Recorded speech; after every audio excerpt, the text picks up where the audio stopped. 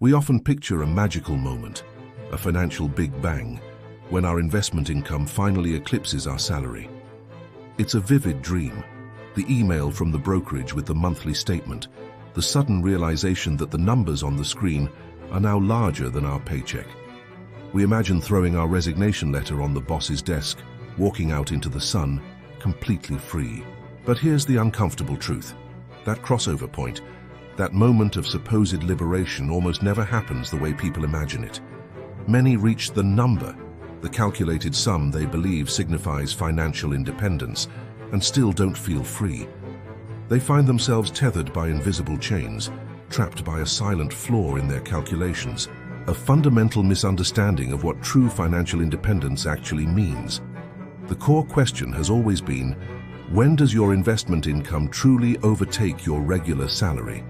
Is it a matter of sheer income size, or is there something more profound at play? Perhaps stability, predictability, or even peace of mind?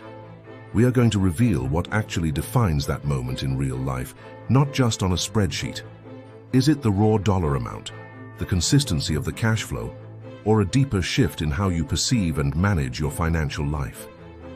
This isn't just about numbers.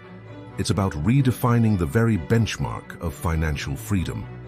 This topic resonates now more than ever, with living costs soaring in urban centers and salary growth often struggling to keep pace. The gap between aspiration and reality is widening. Relying on outdated financial benchmarks or planning around the wrong assumptions about investment income can lead to profound disappointment and, worse, a delayed sense of control over your own destiny. Imagine meticulously saving for decades, only to discover that your freedom fund doesn't actually provide the freedom you envisioned.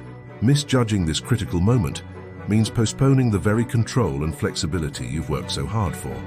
The urgency is real. Waiting for the wrong signal means giving away precious years of your life. Historically, the traditional assumption has been simple. Work first, invest on the side.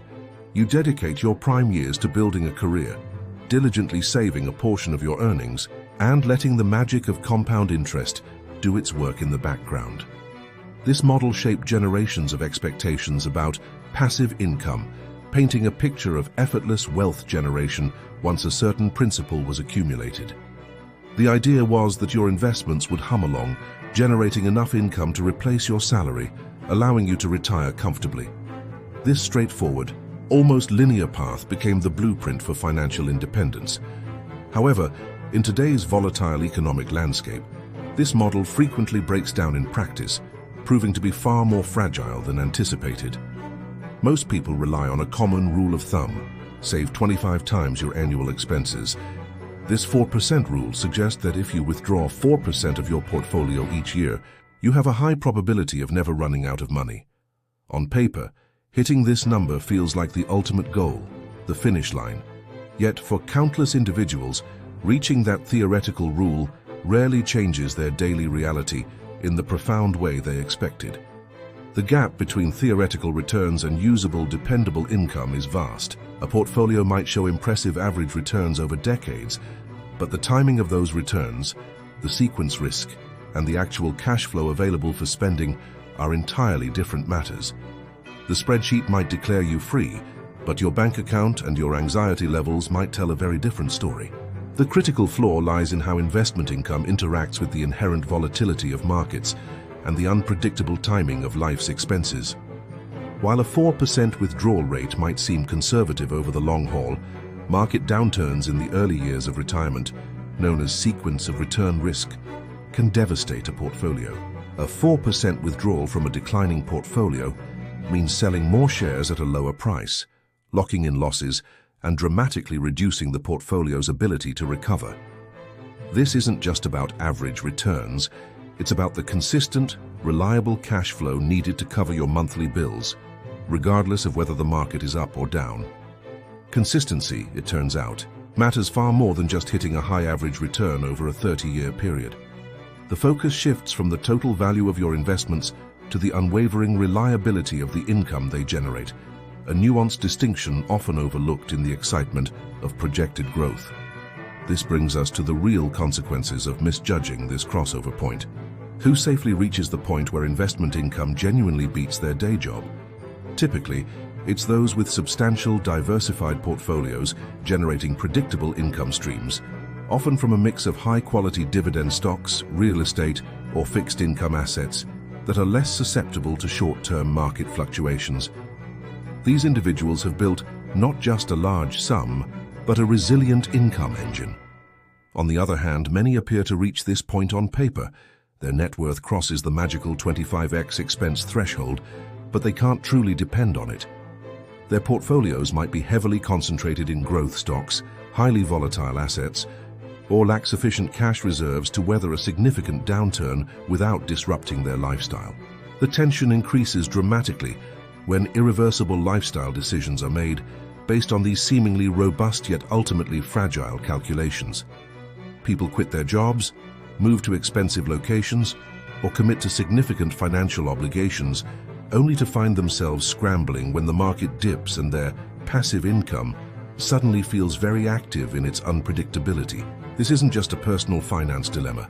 It's a reflection of broader structural income dynamics. The historical model assumed a relatively stable economic environment where a diversified portfolio would reliably churn out income. Today, with ultra-low interest rates, increased market volatility, and global economic uncertainties, generating truly passive and dependable income has become a far more complex challenge. The crossover point isn't just about income replacement, it's about a fundamental shift in leverage. When your salary is your primary income, your leverage is limited. You trade time for money. When investment income starts to become significant, you gain leverage. Your capital is working for you, creating options. But this leverage is only real if the income is dependable. If it disappears with the market's whims, you've merely swapped one form of dependence for another, potentially more precarious one. The real shift isn't just about replacing your salary, but about fundamentally changing your relationship with income generation, moving from a position of trading labor for capital to a position of capital generating capital, with all the inherent risks and opportunities that entails. What most people miss is that the true crossover point isn't merely about replacing your salary, it's a profound change in your risk exposure. Many people win on their spreadsheets, seeing impressive historical returns and projections. But they lose in real life when market conditions don't align with those rosy forecasts. They trade the predictable paycheck of a job for the unpredictable fluctuations of the market, often without fully appreciating the emotional and practical toll this takes.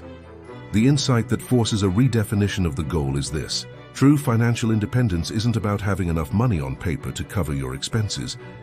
It's about having enough dependable, resilient income to cover your expenses under a wide range of economic conditions without significant stress or lifestyle compromises. It's about building a financial fortress, not just a tall tower. This leads us to a crucial, unresolved question. Is replacing your salary with investment income even the optimal goal? Or does aiming for a complete salary replacement, especially too early or with an unstable portfolio, simply create a new set of financial traps? The wrong timing or the wrong composition of your freedom fund can lead to a precarious existence, trading the daily grind for daily financial anxiety. What truly makes income dependable then? And how do we build towards that rather than just a number on a spreadsheet? The real shift isn't just about replacing your salary, but about fundamentally changing your relationship with income generation, moving from a position of trading labor for capital to a position of capital generating capital, with all the inherent risks and opportunities that entails. What most people miss is that the true crossover point isn't merely about replacing your salary, it's a profound change in your risk exposure. Many people win on their spreadsheets, seeing impressive historical returns and projections, but they lose in real life when market conditions don't align with those rosy forecasts.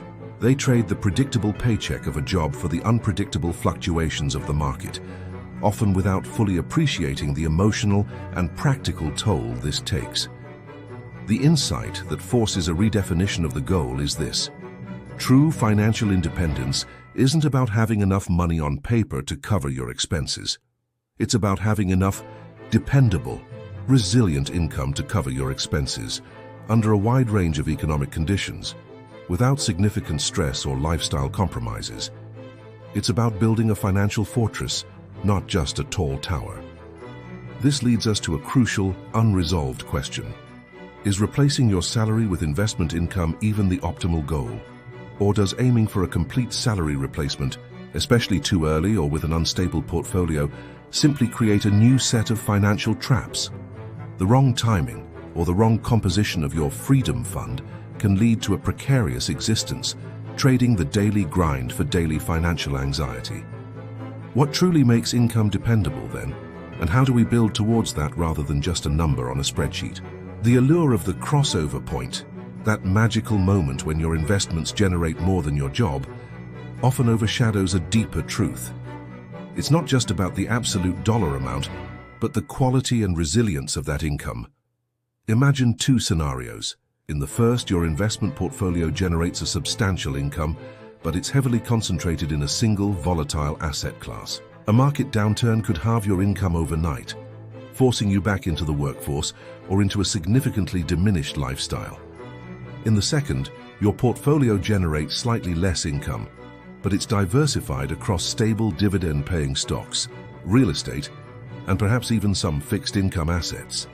This income might grow slower, but it's far more likely to withstand economic shocks, providing true peace of mind. The fatal flaw in many calculations is the assumption of linearity and stability. Life isn't linear, and markets are rarely stable for extended periods. Real-world expenses fluctuate, unexpected costs arise, and inflation erodes purchasing power. A simple spreadsheet projection often fails to account for these variables, leading to a false sense of security. The true measure of dependable income isn't its peak performance, but its floor, how much it can reliably provide during lean times. This requires a shift in mindset from maximizing returns to optimizing for stability and predictability. Perhaps the real crossover isn't when investment income exceeds your salary, but when you gain the option to no longer rely on your salary without feeling compelled to exercise that option immediately. It's about building a buffer, a robust financial foundation that allows you to choose. This might mean continuing to work for a while longer, even after you hit the number, using your salary to further strengthen your investment base, or to pursue passions without financial pressure. It's about financial leverage, yes, but also about life leverage, the freedom to allocate your time and energy according to your values, not just your bills. So, when does investment income truly beat your day job? It's not a single moment defined by a number, but a process of building resilience, understanding risk and prioritizing dependability over sheer volume. It's when your investment income not only covers your expenses, but does so with such stability that it fundamentally changes your relationship with work and uncertainty. It's when you realize that financial freedom isn't just about making money, it's about making choices securely. And the journey to that kind of dependable income is far more nuanced and ultimately more rewarding than any simple calculation could ever suggest.